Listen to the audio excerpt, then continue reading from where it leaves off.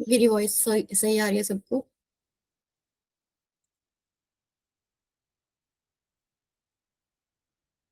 Yes ma'am. Okay.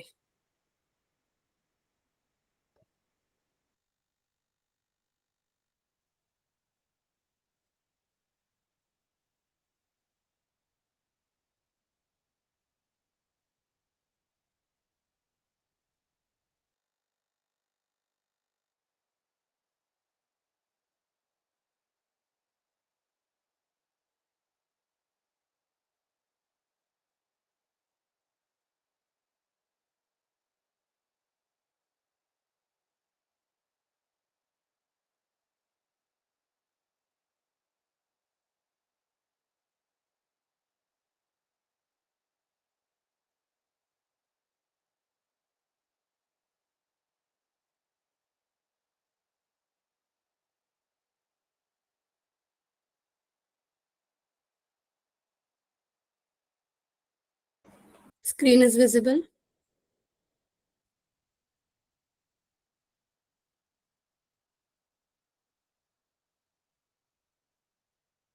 Okay. तो आज हम लोग इलेक्ट्रोकेमिस्ट्री स्टार्ट करने वाले हैं। तो इलेक्ट्रोकेमिस्ट्री प्रैक्टिकल यूज कहाँ है उसका वो भी देखेंगे। उससे पहले, क्योंकि आप लोग नीट की तैयारी कर रहे हो, तो मेरे पास नीट का डेटा है आपको दिखाने के लिए। ये लास्ट 5 इयर्स का है। ये 2019, ये 2020, ये 21, ये 22, 23, आई थिंक और भी ज्यादा इयर्स का, और ये टोटल है। ज्यादा इयर्स का डेटा है ये, और ये फाइनल यहाँ पे टोटल है। तो इलेक्ट्रोकेमिस्ट्री की सब टॉपिक्स में यहाँ पे डिवाइड किया हुआ है, जैसे कि galvanic cell, cell potential, electrode, Faraday law, conductance, battery, corrosion. तो इसमें से सबसे ज्यादा इंपॉर्टेंट टॉपिक्स हमारे लिए कौन से बन जाते हैं? Cell potential. टोटल 7 उसमें से आए हुए हैं क्वेश्चंस, और हाईली इंपॉर्टेंट ये बन जाता है। तो ये डिवीजन आपको क्यों दिखाया जा रहा है? ताकि आप स्पेसिफिकली इन टॉपिक्स की ज्यादा प्रैक्टिस करो। पढ़ना तो सब है, छोड़ के कुछ भी नहीं जाना है। गैल्वेनिक सेल जो कि हम आज पढ़ने वाले हैं, इसमें से कुछ आया नहीं है, लेकिन एक ना बेस तैयार हो जाता है इलेक्ट्रोकेमिस्ट्री के लिए उससे, इसलिए हमें वो भी पढ़ना जरूरी है। उसके बाद इलेक्ट्रोड से भी ज्यादा कुछ आया नहीं है, एक बार ही आया बस। फैराडे लॉज से भी एक बार ही आया, ज्यादा आया नहीं है। कंडक्टेंस, कंडक्टेंस और सेल पोटेंशियल हमारे लिए ज्यादा इंपॉर्टेंट बन जाता है। तो इसकी अच्छे से प्रैक्टिस करेंगे, उसके बाद ये सब भी इतना इंपॉर्टेंट नहीं है। तो कहाँ कहाँ एप्लीकेशंस देखते हो आप इलेक्ट्रोकेमिस्ट्री की अपने अराउंड? कहीं पे केमिस्ट्री और इलेक्ट्रिसिटी मिक्स करके कुछ, कोई कुछ एप्लीकेशन बताएगा? सेल्स में। सेल्स में, गुड।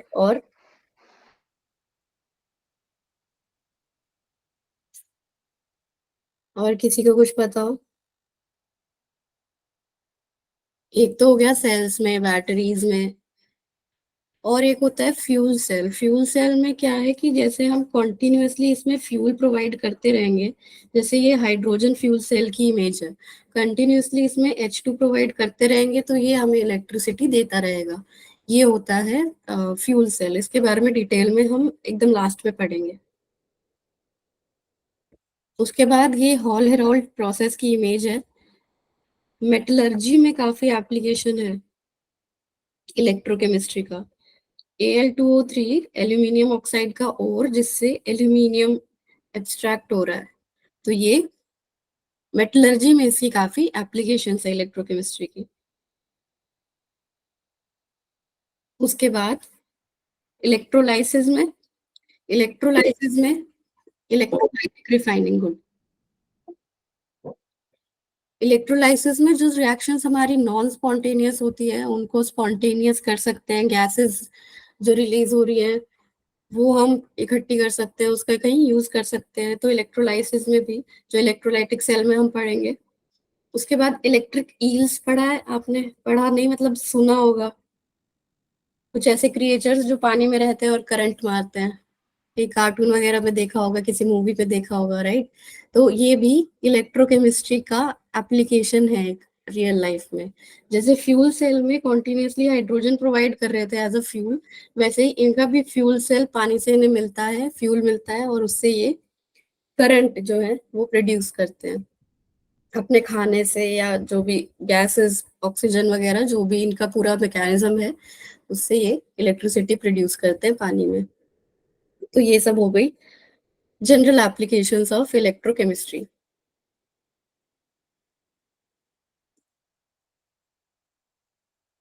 अब इलेक्ट्रोकेमिकल सेल्स टू पार्ट्स में डिवाइडेड है।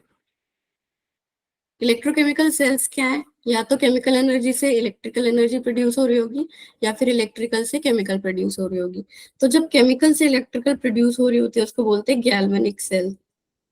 क्या हो रहा है यहाँ पे? केमिकल एनर्जी से इलेक्ट्रिकल एनर्जी प्रोड्यूस हो रही है। और जब उल्टा हो रहा हो, इलेक्ट्रिकल एनर्जी देके हम केमिकल एनर्जी प्रोड्यूस कराएं, तब उसको बोलते हैं इलेक्ट्रोलाइटिक सेल। और क्या है कि ये स्पॉन्टेनियस रिएक्शंस देते हैं। स्पॉन्टेनियस रिएक्शंस के लिए कोई डेल्टा जी बता सकता है मेरे को? पॉजिटिव होगा, नेगेटिव होगा? गिव्स फ्री एनर्जी का change for spontaneous? Negative, good. For spontaneous delta G is negative. तो spontaneous reactions, chemical energy to electrical energy, हम उनसे ले सकते हैं। लेकिन जो नॉन स्पॉन्टेनियस होती हैं, जो खुद से नहीं होंगी, उसको हम इलेक्ट्रिसिटी देके करवा रहे हैं। और क्या डिफरेंस होता है इनमें? एनोड इनका नेगेटिव होता है, कैथोड इनका पॉजिटिव होता है। अभी ये पॉइंट यहाँ पे बस लिखने के लिए है। और यहाँ पे एनोड पॉजिटिव होता है और कैथोड नेगेटिव होता है। ये पॉइंट बस अभी लिखने के लिए, इसको हम समझेंगे जैसे जैसे हम चैप्टर में आगे बढ़ेंगे। तो ये बेसिकली तीन डिफरेंस है हमारे गैल्वेनिक और इलेक्ट्रोलाइटिक सेल में। तो पहला जो हम स्टार्ट करने वाले हैं वो है गैल्वेनिक सेल।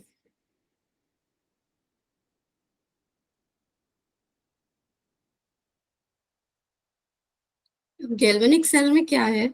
हमारे पास दो बीकर्स रखे हुए हैं, उसके अंदर हमारे सॉल्यूशन है। उस सॉल्यूशन के अंदर ये एक रॉड डिप्ड है। ये रॉड हम ले रहे हैं जिंक की, और ये रॉड ले रहे हैं कॉपर की। चलो अभी जिंक और कॉपर डिफाइन नहीं करते, वी जस्ट से कि कोई भी मेटल की इसमें रॉड डिप्ड है, दो अलग अलग। उसके बाद इनको कनेक्ट किया हुआ है एक वायर से, और ऊपर स्विच है, फिर वोल्ट मीटर है। तो ऐसे बीच में एक कुछ ब्रिज सा लगाया हुआ है। अभी हमें पता नहीं है क्या है। तो क्या है, हमारे पास सॉल्यूशन है, उसके अंदर रॉड डिप्ड है, उसके अंदर एक ब्रिज लगाया हुआ है, स्विच है, वोल्ट मीटर है। तो अब होगा क्या कि एक जगह पे ऑक्सीडेशन हो रही होगी और एक जगह पे रिडक्शन हो रही होगी। तो क्विकली हम अपने रेडॉक्स केमिस्ट्री के कॉन्सेप्ट्स रिवाइज करेंगे। Oxidation in terms of electrons, कोई बताएगा? लॉस होगा या गेन होगा? लॉस का loss. Oxidation is the loss of electrons, and reduction gain of electrons. Okay, अगर ऑक्सीडेशन रिडक्शन कर ही रहे हैं तो एक रिड्यूसिंग एजेंट और बता दो क्या होता है? Reducing agent. जो हम दूसरे मेटल को या जो, एलिमेंट को रिड्यूस करके खुद को ऑक्सीडाइज कर ले।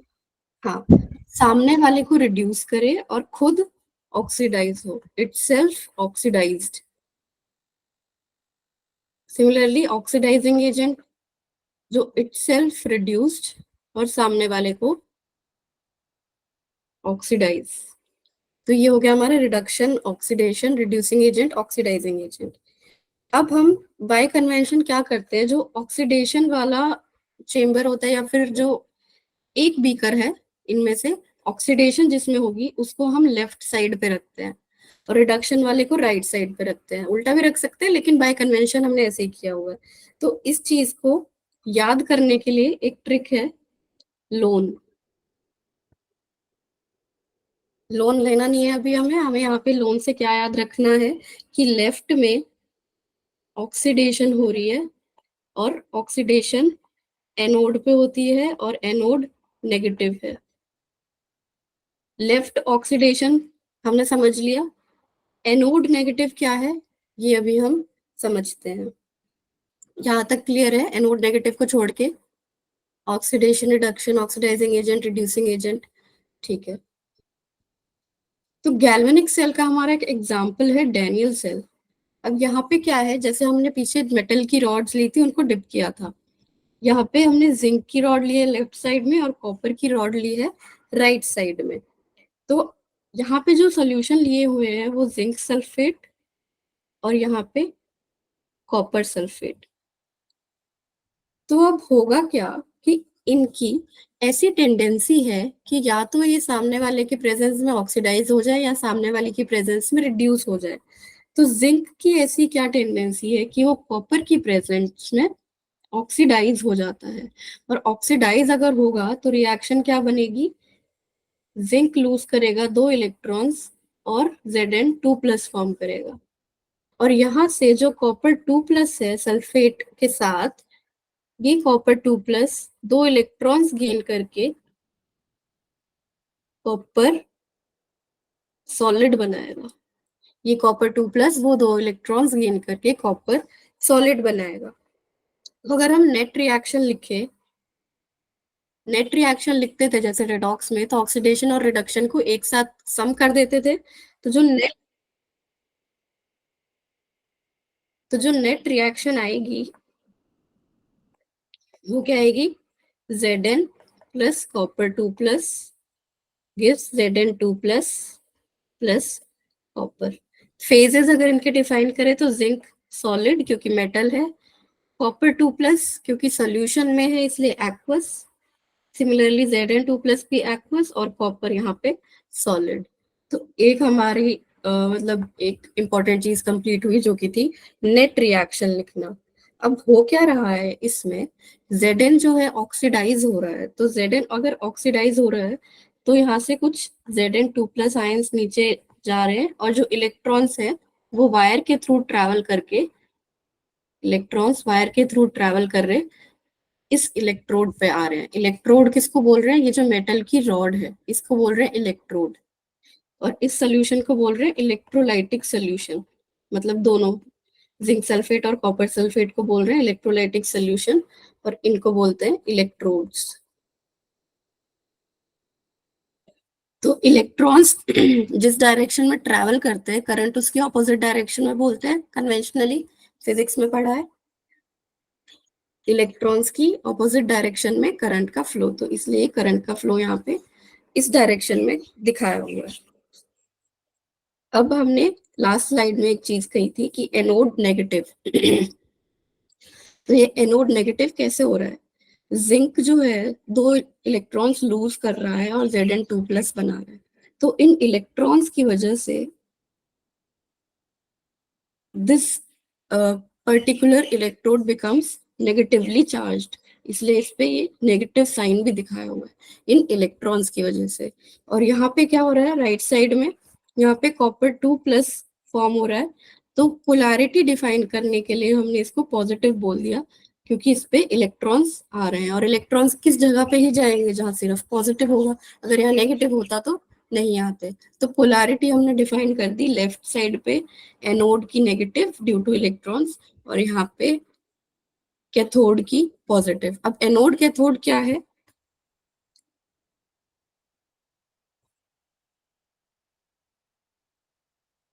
एनोड उस इलेक्ट्रोड को बोल रहे हैं जिसपे ऑक्सीडेशन हो रहा है, और कैथोड उस इलेक्ट्रोड को बोल रहे हैं जिसपे रिडक्शन हो रहा है।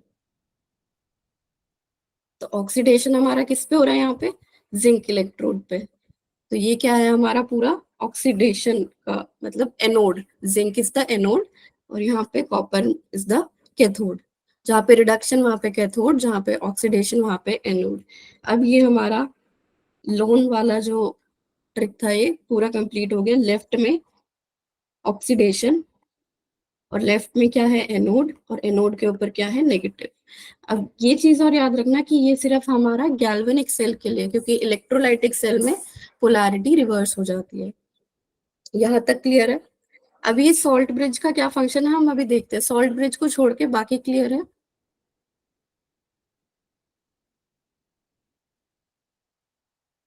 Okay,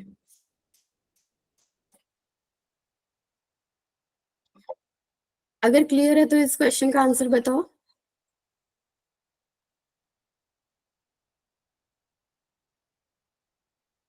A option. A option. Okay, और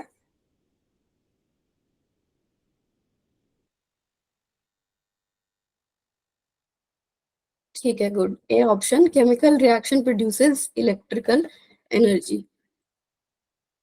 बी ऑप्शन किसके लिए था? इलेक्ट्रोलाइटिक सेल के लिए। रिडक्शन किस पे होती है? कैथोड पे। और ऑक्सीडेशन किस पे होती है? एनोड। तो option A is the correct one. ठीक है, गुड। अब हम सॉल्ट ब्रिज के फंक्शंस देख लेते हैं और किस चीज का ये बनता है ये सब हम देख लेते हैं। तो सॉल्ट ब्रिज जो है एक चीज होती है अगार अगार। अगार अगार एक पाउडरी चीज होती है, उसको जब पानी के साथ बॉईल करते हैं फिर ठंडा करते हैं तो वो एकदम जेल लाइक सब्सटेंस बना लेता है। जेली खाते हैं ना जो, जेली खाते हो आप लोग? जेली नहीं खाते? ठीक है। तो जेल लाइक ये सब्सटेंस उस जेली के जैसे दिखने वाली वैसी कुछ ये सब्सटेंस फॉर्म कर लेता है। अब इस अगार अगार को सिर्फ हम अकेला नहीं बॉईल करते, इसके साथ हम कोई इलेक्ट्रोलाइट डाल लेते हैं जैसे कि केसीएल। केसीएल हमने क्यों डाला? क्योंकि के प्लस और सीएल माइनस के आयंस की जो स्पीड है मूव करने की, जिसको बोलते हैं मोबिलिटी, इनकी सेम है। के प्लस और सीएल माइनस आयंस की मोबिलिटी जो है सेम है। अब इससे मोबिलिटी सेम होने से हमें क्या फायदा होगा वो समझते हैं। तो अब हो क्या रहा है यहाँ पे, सबसे पहला फंक्शन जो सॉल्ट ब्रिज का मैं बोलूं कि it completes the circuit. It completes the circuit. Completes the circuit कैसे? जो सर्किट पूरा हमारा जैसे फिजिक्स में एक क्लोज्ड सर्किट बनाते हैं, तो यहाँ पे हमारा क्लोज्ड सर्किट ये है, ऐसे ऐसे जाता हुआ, यहाँ से आयंस ऐसे ट्रेवल करते हुए। तो ये है हमारा क्लोज्ड सर्किट। अगर इस सॉल्ट ब्रिज को हटा देंगे तो पोटेंशियल जीरो हो जाएगा बिल्कुल। तो सर्किट को क्लोज करने का काम कर रहा है सॉल्ट ब्रिज, क्योंकि इसने एक ऐसा मीडियम प्रोवाइड कर दिया जिससे आयंस भी ट्रैवल कर सकते हैं और सर्किट जो है वो क्लोज्ड हो जाए, कंप्लीट हो जाए। क्योंकि हमने कभी ऐसे ओपन सर्किट तो बनाया ही नहीं कि यहाँ पे स्विच ऑन छोड़ दे।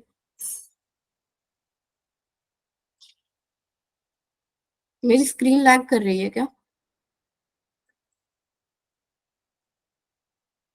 ठीक है। तो हमने कोई ऐसा सर्किट तो बनाया नहीं जिसमें हम ऐसे स्विच ओपन छोड़ दे। तो हमें सर्किट जो है कंप्लीट करना है पूरा, और एक सॉल्ट ब्रिज का ये फंक्शन है कि वो सर्किट को कंप्लीट करता है। दूसरा फंक्शन इसका है कि it maintains electroneutrality. It maintains electroneutrality. Electroneutrality कैसे मेंटेन कर रहा है?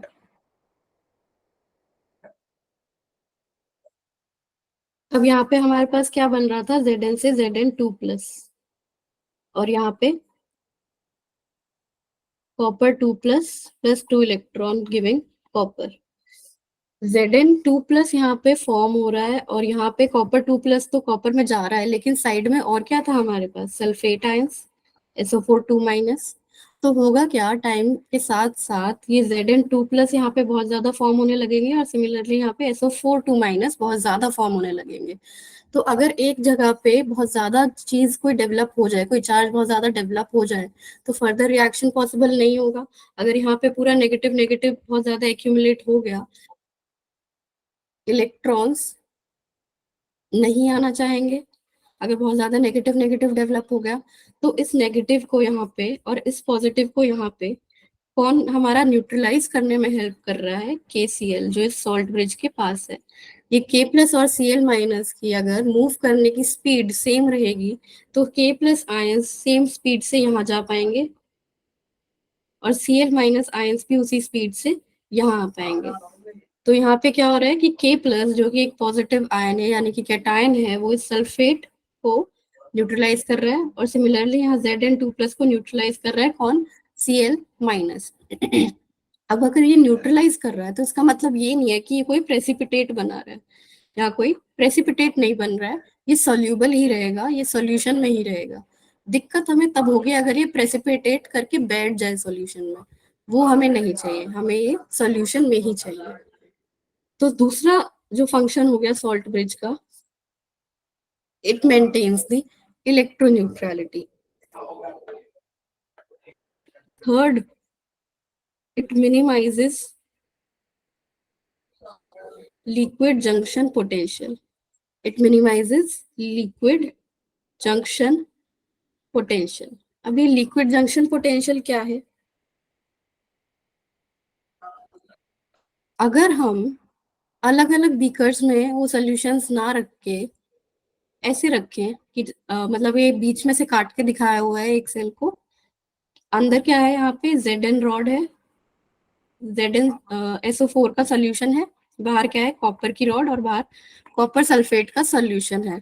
अब ये आपस में कैसे अलग अलग किए हुए हैं इस मेम्ब्रेन से, ये पोरस मेम्ब्रेन है, ये एक पोरस मेम्ब्रेन है, तो इससे सेपरेट करे हुए हैं अलग अलग।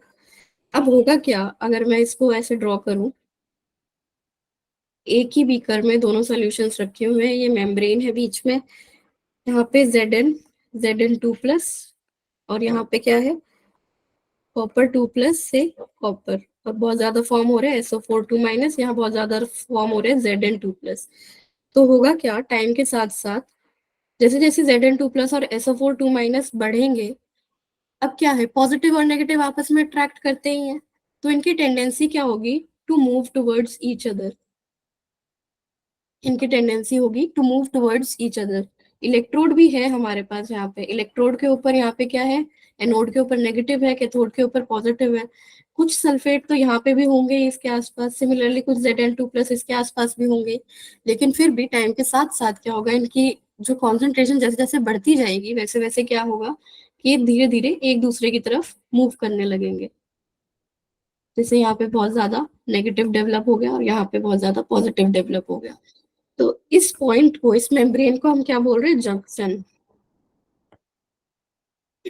जैसे रेलवे स्टेशन का नाम होता है, किसी किसी का जंक्शन लगा होता है, सिमिलरली यहाँ पे जो जंक्शन है जहाँ पे दोनों मिल रहे हैं, उस पॉइंट पे क्या हो रहा है, पोलैरिटी डेवलप हो गई है, पोलैरिटी एक साइड पे पॉजिटिव एक साइड पे नेगेटिव। तो उससे क्या होगा, जहाँ पे भी ऐसे पॉजिटिव नेगेटिव चार्ज डेवलप हो रहे हैं वहां क्या आता है, पोटेंशियल डिफरेंस। अब ये जो सेल था हमारे पास, डैनियल सेल, इससे हम क्या चाह रहे थे कि हम पोटेंशियल डिफरेंस मेजर करना चाह रहे थे सिर्फ जिंक कॉपर की वजह से, लेकिन अगर हम उन्हें सेम बीकर में रखते तो जो पोटेंशियल डिफरेंस डेवलप हो रहा है जंक्शन पे भी, वो भी काउंट हो जाता। मतलब जो टोटल पोटेंशियल जो आता या ईएमएफ जो आता, रिडक्शन की वजह से आता, एक तो एक ऑक्सीडेशन की वजह से आता और एक आता इस लिक्विड जंक्शन पोटेंशियल की वजह से। तो इस लिक्विड जंक्शन पोटेंशियल को हम हटाएं, हमें चाहिए ही नहीं है, हमें सिर्फ यही मेजर करना है, तो ये हमें नहीं चाहिए। तो उसको हटाने का क्या तरीका था, दोनों को अलग अलग बीकर में रख दो, और दोनों को अलग अलग बीकर में रख दो तो उनको कनेक्ट करने के लिए हमें क्या चाहिए था, सॉल्ट ब्रिज। इसलिए अगर जब हम इन्हें सॉल्ट ब्रिज से कनेक्ट करते हैं तब कोई इस टाइप का एलजेपी हमें काउंट नहीं करना पड़ता अपने पोटेंशियल में। तो एक फंक्शन इसका ये हो गया। तो ये तीनों फंक्शंस थे इसके, it completes the circuit, it maintains the electroneutrality and it minimises the liquid junction potential. अब एक पॉइंट मैंने और बोला था कि यहाँ पे हमें कोई प्रेसिपिटेट फॉर्मेशन नहीं चाहिए।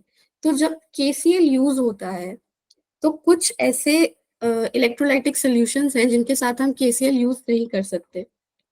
KCL can not be used with Ag plus,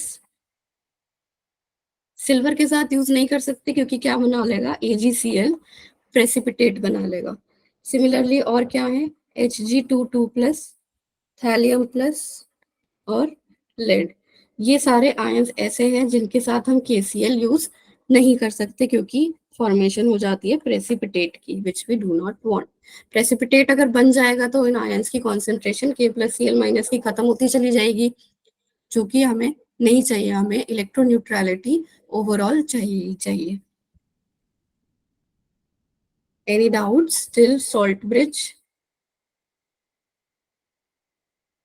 salt bridge liquid junction potential clear है? ओके, नोट कर लो साथ के साथ।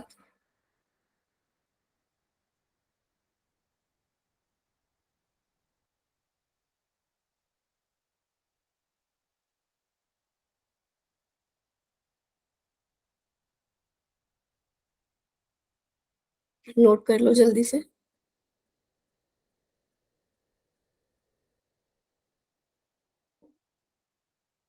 जिस जिसका नोट होता जाए वो चैट बॉक्स में यहाँ पे प्रेजेंट लिख देना अपने नाम के साथ।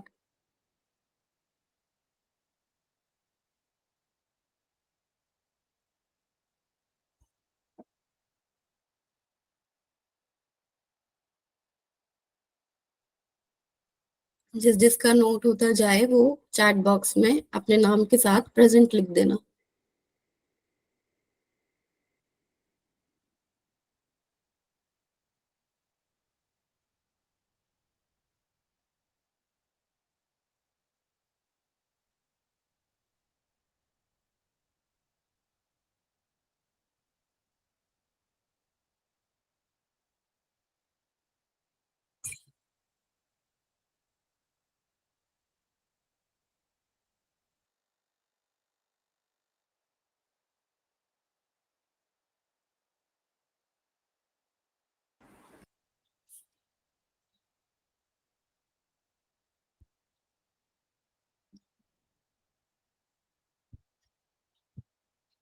अच्छा, एक चीज, हमने बोला minimises the liquid junction potential. Completely zero नहीं हो पाता है, क्योंकि कंप्लीटली जीरो बिल्कुल आइडियल कंडीशंस पे पहुंच जाएंगे, वो पॉसिबल नहीं होती अटेन करनी। तो LJP is almost zero, not completely zero, इसलिए लिखा है मिनिमाइजेस लिक्विड जंक्शन पोटेंशियल। जितना पॉसिबल है उतना उसको कम करके ऑलमोस्ट जीरो के बराबर कर देता है।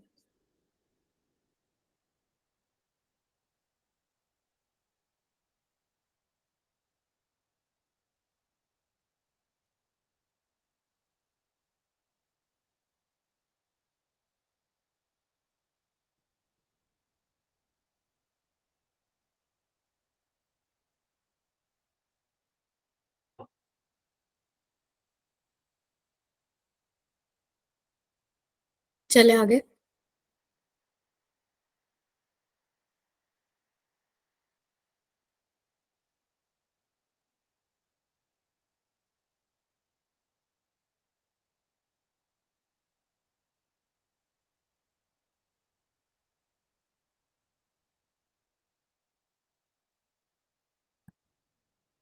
डेनियल सेल हमने देखा। डेनियल सेल का मतलब क्या है? सेल का मतलब क्या है? जहाँ पे ये दोनों के दोनों हाफ सेल्स, मतलब एक सेल को बोल रहे हैं हाफ सेल, दोनों के दोनों हाफ सेल्स कंबाइन होके जो टुगेदर सेल बना रहे हैं उसको बोल रहे हैं डैनियल सेल। ठीक है, तो सेल का मतलब जहाँ पे दोनों के दोनों हाफ सेल्स कंबाइन होते हैं। एक ये वर्ड जो है हाफ सेल, इसका मतलब कि ये सिर्फ एक बीकर में जो इलेक्ट्रोड डिप्ड है उसकी बात कर रहा है, तो ये हो गया हाफ सेल।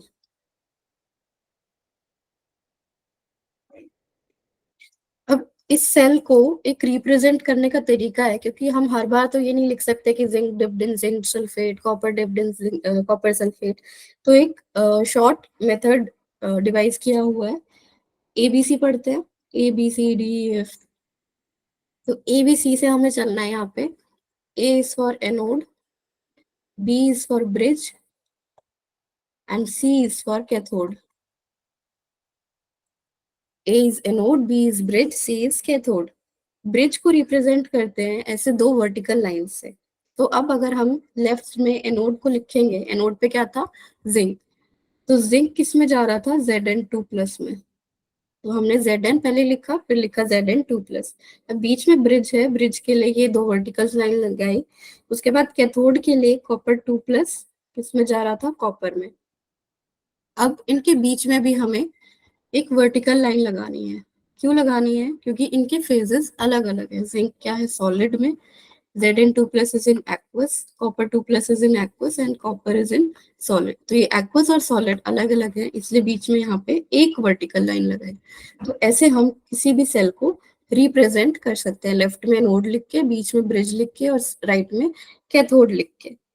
अगर सेम फेज होता तो बीच में कॉमा आता, और जहाँ पे फेज अलग है, फेज इज डिफरेंट, वहां पे वर्टिकल लाइन, और जहाँ पे फेजेस सेम है वहां पे कॉमा आता। रिप्रेजेंटेशन क्लियर हुई?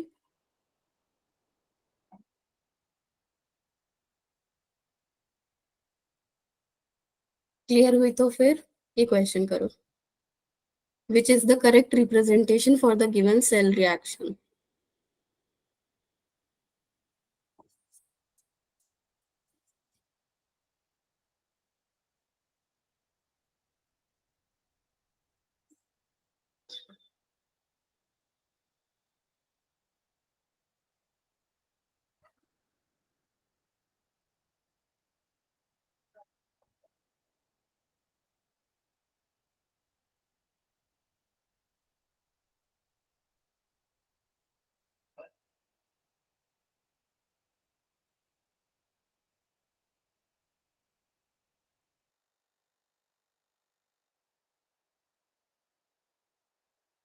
सी ऑप्शन। दो लोगों का सी आया है, और बताओ। Yes ma'am, option C. Option C, और किसी का कोई आ रहा है? ऑप्शन सी करेक्ट है बच्चे। ऑप्शन सी में क्या है, कॉपर से Copper 2+ जा रहा है, यहाँ पे हम देख सकते हैं कॉपर से Copper 2+। एनोड पता चल गया, तो एनोड यहाँ पे हमारा लेफ्ट में आ गया। फिर बीच में ब्रिज है, ब्रिज तो सारे ही ऑप्शंस में है। उसके बाद HgCl2, Hg और Cl-। यहाँ पे Cl- को राइट साइड में रखेंगे, क्योंकि Cl- की रिडक्शन होगी, मतलब Cl- is the reduced product, और रिड्यूस्ड प्रोडक्ट राइट मोस्ट पे आता है। तो Hg2Cl2, Hg और Cl-। अब ये जो टाइप का सेल है, ये आप लोगों ने अभी देखा नहीं, ये हमारा सिर्फ हमने एक ही टाइप का देखा ना, डैनियल। तो ये भी हम आगे देखेंगे, लेकिन अगर आप बिना इसको पढ़े भी करेक्ट आंसर दे रहे हो तो इट्स वेरी गुड। पता चल पा रहा है आपको कि किसकी ऑक्सीडेशन हो रही है, किसकी रिडक्शन हो रही है, तो it's good. C option is the correct. ये वाला क्वेश्चन करो। In the galvanic cell the electrons flow in the circuit।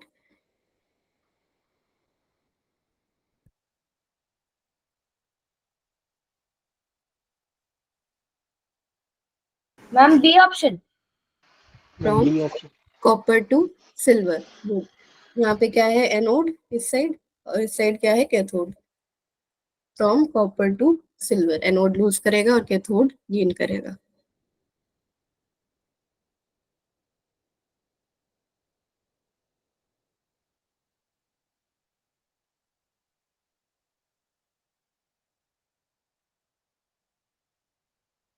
अब आता है एक टर्म, इलेक्ट्रोड पोटेंशियल।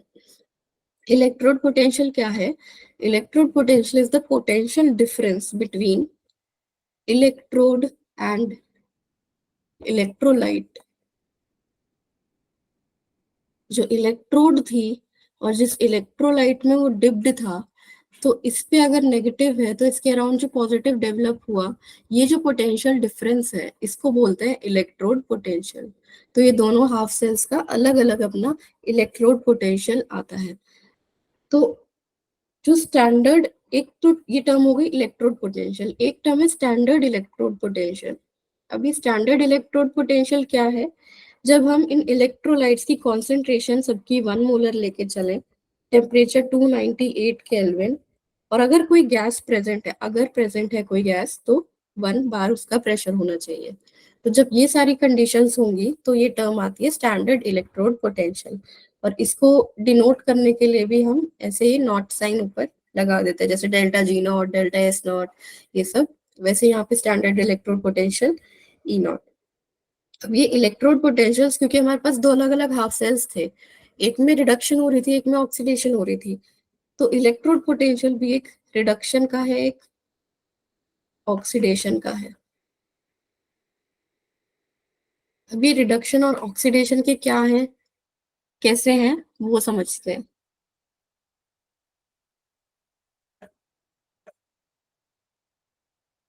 तो पहले बात तो ये बताओ कि ऑक्सीडेशन किसकी हो रही थी डैनियल सेल में। जिंक। हाँ, तो Zn किस में जा रहा था, Zn2 plus plus 2 electron.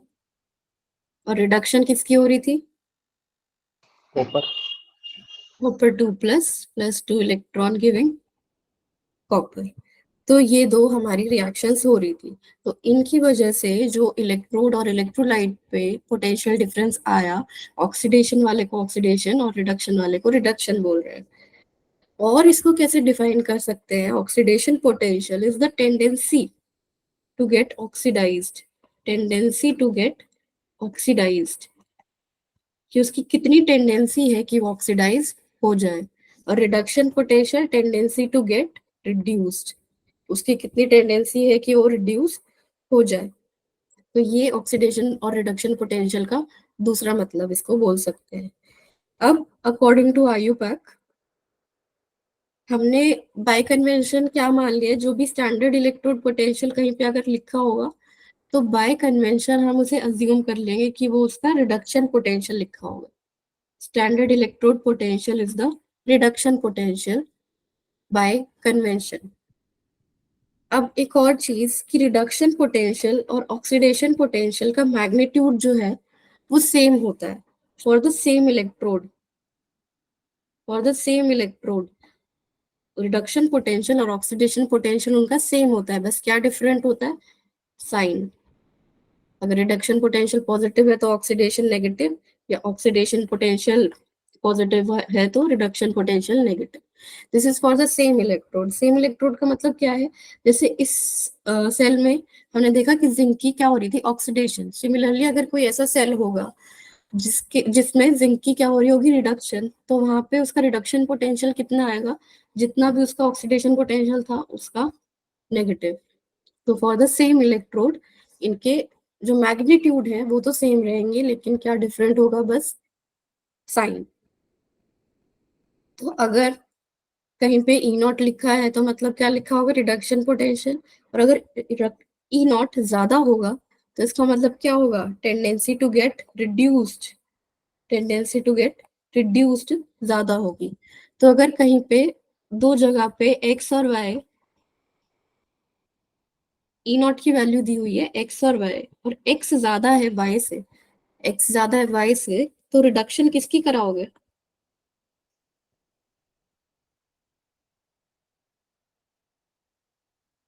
X की। गुड। जिसका ई नॉट ज्यादा उसकी रिड्यूस होने की टेंडेंसी ज्यादा, और उसी की क्या होगी, रिडक्शन। यहाँ तक क्लियर है, क्लियर है अगर तो ये क्वेश्चन करो। Standard electrode potential of three metals X Y Z दे रखा है, तो reducing power of these metals will B.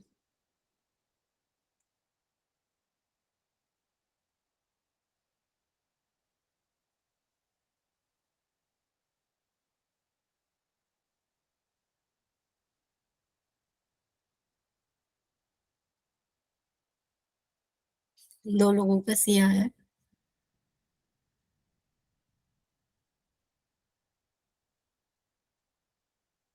ठीक है, और बच्चे,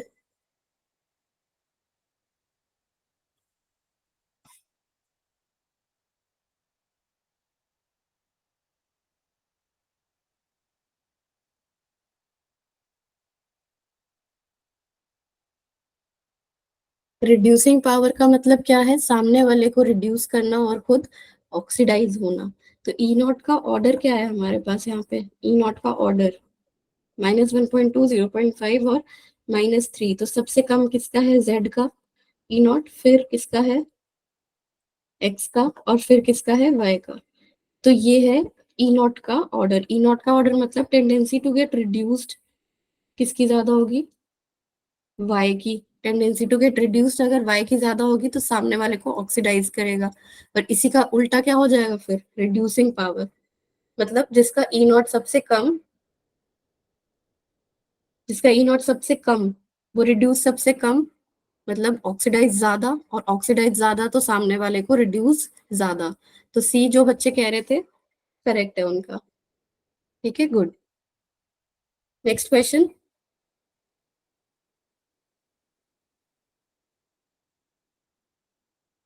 On the basis of the following E naught values, the strongest oxidizing agent.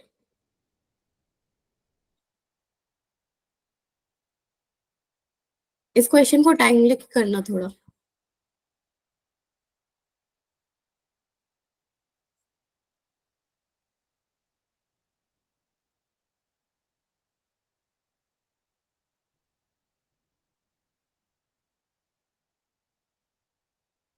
दो लोगों का ए आया है।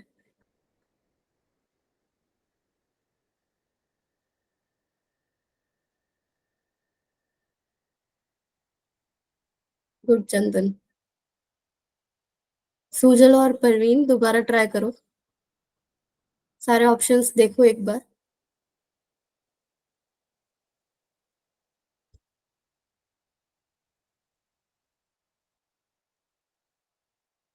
अब सही आ गया सी। और बच्चे ट्राई करो।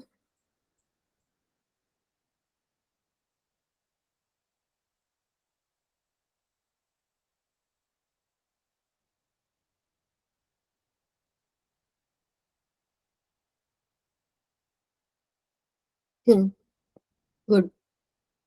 तो इसमें क्या बताना है हमें, strongest oxidising agent. Strongest oxidising agent बताना है, तो मतलब उसकी खुद की क्या हो रही होगी, रिडक्शन। रिडक्शन अगर खुद की ज्यादा होगी तो ई नॉट जिसका ज्यादा होगा, सबसे स्ट्रॉन्गेस्ट ऑक्सीडाइजिंग एजेंट वही होगा। तो ई नॉट हमारे पास यहाँ पे दो दे रखे हैं, Fe6 4 से Fe6 3 का एक है, और एक Fe2+ से Fe3+ का है। तो अगर हम सिर्फ ये दोनों ऑप्शंस देख के बताते तो ए ऑप्शन आ जाता, लेकिन ऑप्शन में Fe3+ भी दे रखा है। तो Fe3+ का ज्यादा कैसे है, क्योंकि अगर हम इसको रिवर्स करके लिखें, Fe3+ plus electron giving Fe2+, तो यहाँ पे रिडक्शन किसकी हो रही है, Fe3+ की। और फिर इस रिएक्शन का ई नॉट क्या हो जाएगा, 0.77, और ये 0.77 इस -0.35 से ज्यादा है, इसलिए ठीक। हाँ जी, किसने हैंड रेज किया था। यहाँ पे सिंगल इलेक्ट्रॉन हुआ ना। हाँ हाँ, सॉरी गलती से लिख दिया मैंने। ठीक है, और कोई doubt.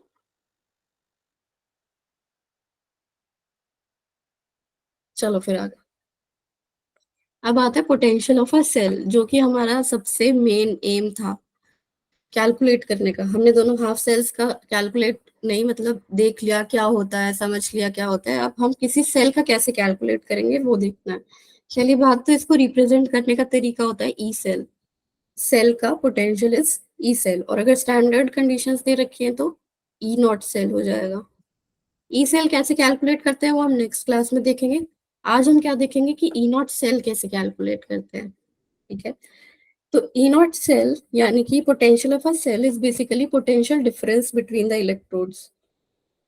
Potential difference between the electrodes, तो दोनों इलेक्ट्रोड्स का जो अपना अपना पोटेंशियल डिफरेंस आया, उसको अगर हम माइनस कर दे तो हमारे पास क्या आ जाएगा, सेल का पोटेंशियल। तो ई नॉट सेल क्या हो जाएगा, किसका पोटेंशियल ज्यादा आता है, कैथोड का या एनोड का। कैथोड। कैथोड का, क्योंकि उस पर रिडक्शन हो रही होती है, and E nought is the tendency to get reduced. E not cathode minus E not anode. अब एक चीज यहाँ पे बहुत इंपॉर्टेंट क्या याद रखेंगे कि ये जो दोनों ई नॉट है, ये हमारे दोनों के दोनों रिडक्शन पोटेंशियल्स हैं। क्योंकि हमने क्या पढ़ा था कि हम बाय कन्वेंशन सारे के सारे रिडक्शन पोटेंशियल्स लेके चलते हैं। तो एनोड का मतलब ये नहीं है कि यहाँ पे आप ऑक्सीडेशन पोटेंशियल की वैल्यू पुट कर दोगे, यहाँ पे हमें दोनों कैथोड और एनोड दोनों की रिडक्शन वैल्यू ही पुट करनी है। क्वेश्चन में अगर ऑक्सीडेशन की दिए तो आप चेंज करोगे उसको माइनस लगा के, लेकिन हमेशा और हमेशा रिडक्शन की वैल्यू ही पुट करनी है। तो ये फॉर्मूला आ गया हमारा to calculate E naught cell standard conditions पे। Potential of a cell is basically the potential difference between the electrodes, E not cathode minus E not anode. अब ये जो ई नॉट है, ये एक इंटेंसिव प्रॉपर्टी है। What are intensive properties? Thermodynamics, anyone, what are intensive ma'am properties? जो mass पे depend नहीं करते। जो मास या अमाउंट पे डिपेंड नहीं करते। Do not depend, yes, good, do not depend on मास। तो ये जो ई नॉट सेल है, ये डिपेंड नहीं करेगा मास या अमाउंट पे, लेकिन जो ई सेल है वो एक्सटेंसिव होता है, वो डिपेंड करेगा। तो आपको ये दोनों चीजें इनके बीच बिल्कुल क्लियर होनी चाहिए कि ये डिपेंड नहीं करेगा, ये करेगा, क्योंकि ई नॉट सेल पे हमने डिफाइन कर दिया कि हम 1 मोलर ही कॉन्सेंट्रेशन ले रहे हैं।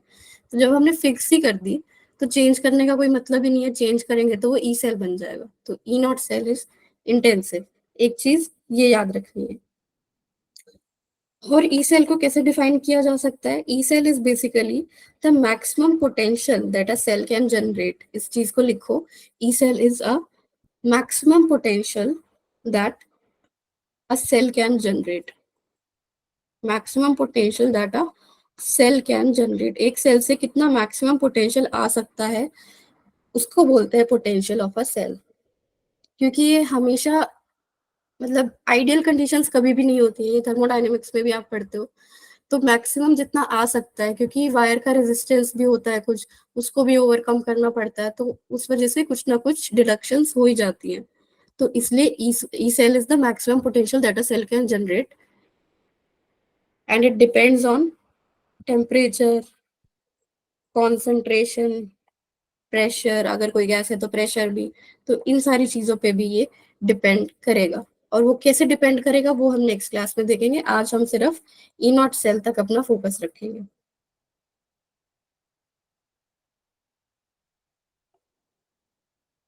अब हम जल्दी से 8 मिनट में 3 क्वेश्चंस करने वाले हैं। चलें आगे। पहला question, E not for F2, this is 2.8। तो इस रिएक्शन के लिए ई नॉट कितना होगा?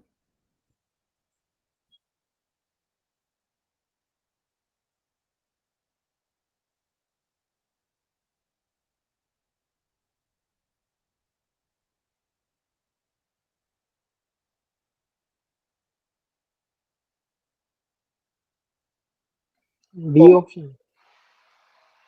क्या बोल रहे बच्चे? Ma'am A option.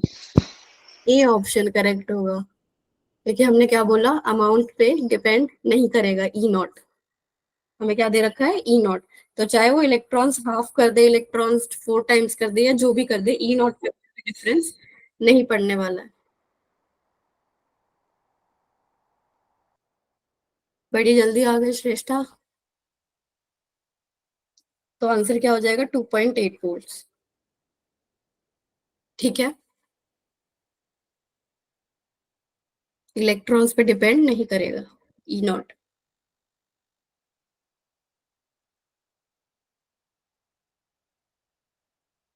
Standard electrode potential for Sn4 plus to Sn2 plus couple is this, and for chromium 3 plus to chromium is this. These two couples in the standard state are connected to make a cell, so the cell potential will be.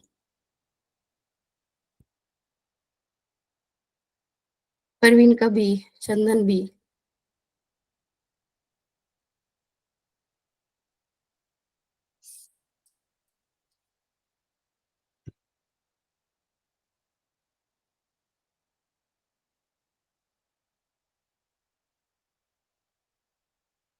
और बच्चे बताओ।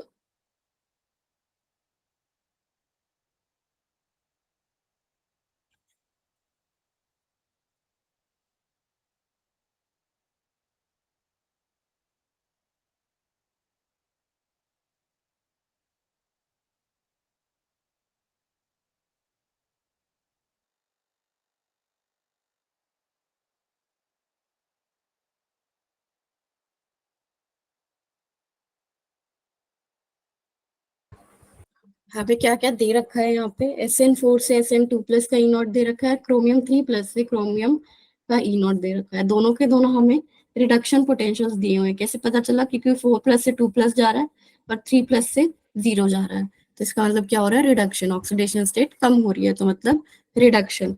अब ई not किसका ज्यादा है? Tin वाले का ई not ज्यादा है, तो इसको क्या रखेंगे? कैथोड पे। तो ई नॉट क्या आ जाएगा? E not cathode minus E not anode. और कैथोड पे किसका रखेंगे? टिन वाले का। तो 0.15 minus E naught of anode is -0.74। तो क्या आ रहा है यहाँ से? 0.89 आ गया था सबका 0.89। ठीक है। Last question for the day. Oxidation potential of zinc, copper, silver, H2, निकल सबका दे रखा है। Then the which of the following reaction will provide the maximum voltage?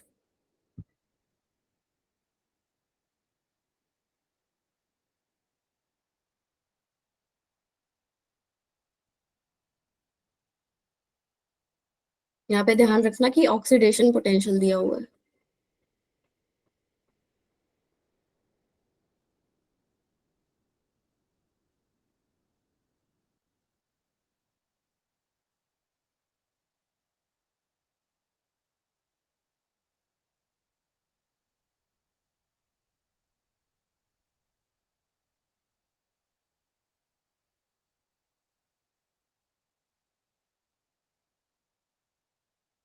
Parveen का बी, चंदन बी, हर्षिका बी। हम बी ऑप्शन। ठीक है, बी आ गया है लोगों का। बी में क्या है? जिंक और सिल्वर प्लस और Ag और Zn2+। तो ABCD आपने सबका निकाला है क्या? पोटेंशियल निकाला है सबका? कैसे किया है?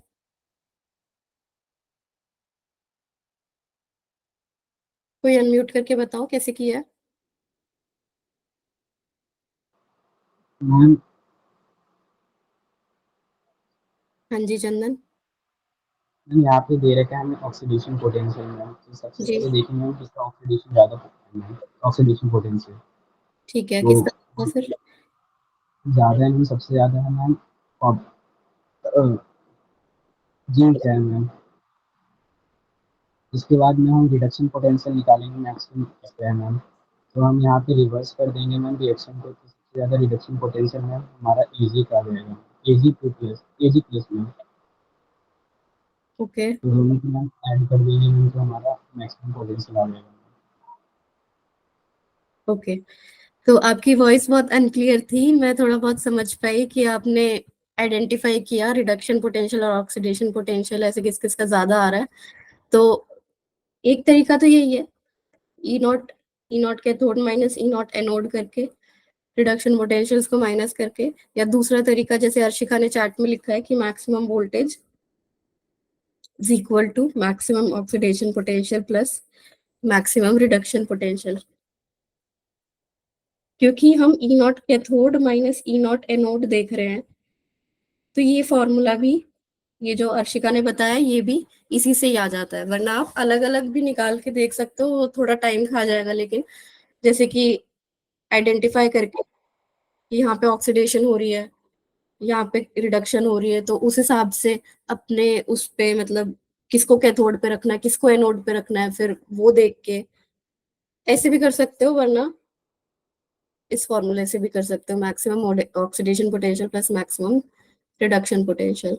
अभी ना हम नेक्स्ट क्लास में क्या करने वाले हैं कि कैसे कैसे इलेक्ट्रोड पोटेंशियल मेजर होता है, कि जो ये ई नॉट कैथोड और ई नॉट एनोड की वैल्यूज जो आती हैं, ये कैसे आती हैं, कैसे डिटरमाइन होती है, ये सब नेक्स्ट क्लास में देखेंगे। तो आज हमने क्या देख लिया? Galvanic cell, Daniell cell questions कर लिए, और ई नॉट सेल निकालना सीख लिया। ये ई नॉट सेल अब हमारे पूरे चैप्टर में काम आने वाला है। जहाँ पे हमें ई सेल भी निकालना होगा, वहां पे भी हम ई नॉट सेल की हेल्प लेने वाले हैं। आज की क्लास से कोई डाउट?